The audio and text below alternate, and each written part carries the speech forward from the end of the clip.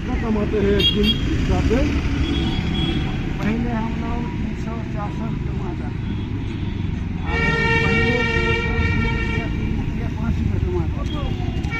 आजकल के ज़माना में टमटम इतना ज़्यादा हो गया कि 20 रुपये के भाड़ा 10 रुपये मिलता। यूरिया सिंगरी रैली है वहीं भी तो 20 रुपये का भाड़ा 10 रुपये मांगा। 4 लाख का हो जाए, चला गया बाईपास, ये लोग 20 रुपये का भाड़ा लेके जाते, लेकिन हम नहीं जाते, हम नहीं जाते। दिन भर में 10 रुपया 20 रुपया 30 रुपया हम लोग का कमाने होता है। 100 रुपया हो गया, अल्लाह कम तो आसान तो बर्बाद कर दिया। हमारा मुख्यमंत्री बोल रहे हैं कि अगर कोई रिक्शा 5 रुपया हो तो 4 रुपया दीजिए, कम दीजिए, तो इसके बारे में आप लोग क्या कहते हैं? आपको आपके मुख्यमंत्री बोल रहे हैं कि अगर 5 रुपये रिक्शा भाड़ा हो तो 4 रुपया दीजिए, कम करके दीजिए। आपको कम कर दिया, वो लोग 20 रुपया था तो 10 रुपया दे। अच्छा ठीक है, आप लोग बहुत मेहनत करते हैं और इसलिए मैंने आपका रिक्शा पे सवाल नहीं हुआ, लेकिन आप लोग बहुत मेहनत करके चलते हैं, इसलिए मेरे तरफ से आपको ये हादिया दे रहा हूँ। मोर बालों पर दियासु जेहेतु आपलोके बहुत कष्ट कर चले एने किलो 10 टाका मुख्यमंत्री जेहेतु कैसे रिक्शा भाड़ा 5 टाका हले 4 टाका दी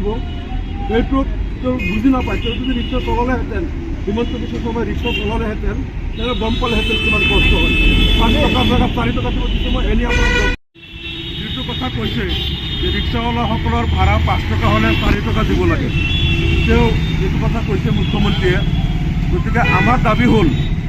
मुख्यमंत्री हिमंत বিশ্ব शर्मा जो रिक्शा चलाले हेतेन 1 किलोमीटर चलाले तो गम पाले हेतेन किमान कष्ट है और तार पिछतो ये गरीब मानुहे जिसके रिक्शा चलाय आज निजर जीविका निर्वाह करे माने भाड़ाटो उचित भाड़ा निदिबले जी कथा कैसे गति के आमार दाबी हल मुख्यमंत्री हिमंत বিশ্ব शर्मा जी अन्याय करिছে मानुहक रिक्शा भाड़ा कम दिबले गई आमी रिक्शावाला प्रति सहमर्मित आसे दुखिया मानुह कष्ट कर चले मैं आपलोक रिक्शात उठा ना কিন্তু আপোনালোক দুজনক মোৰ ফালৰ পৰা 10 টকা 10 টকাকৈ মই এনেই আপোনালোকক 10 টকা দিওঁ ৰিক্সাৱালাসকলক আমি অসমৰ ৰাইজক দাবী জনাইছোঁ যে আপোনালোকে ৰিক্সাৱালাসকলৰ ভাড়া যদি 10 টকা হয় আপোনালোকে লাগিলে 15 টকা দিব 15 টকা হ'লে 20 টকা দিব ৰিক্সাৱালাসকলক আপোনালোকে অসুবিধাটো বুজি পাব আৰু অসমৰ মুখ্যমন্ত্ৰীয়ে যিটো কৈছে 5 টকা ভাড়া হ'লে 4 টকা দিব লাগে राइजक आह्वान जनाइছোঁ आपलोके এইবিলাক কথা নুশুনিব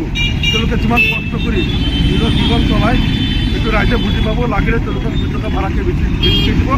মুখ্যমন্ত্ৰী অসমত কাজিয়া লগাব বিচাৰিছে সেই কথাত আপোনালোকে ভুল নাযাব অসমৰ ৰাইজক আহ্বান জনাইছোঁ।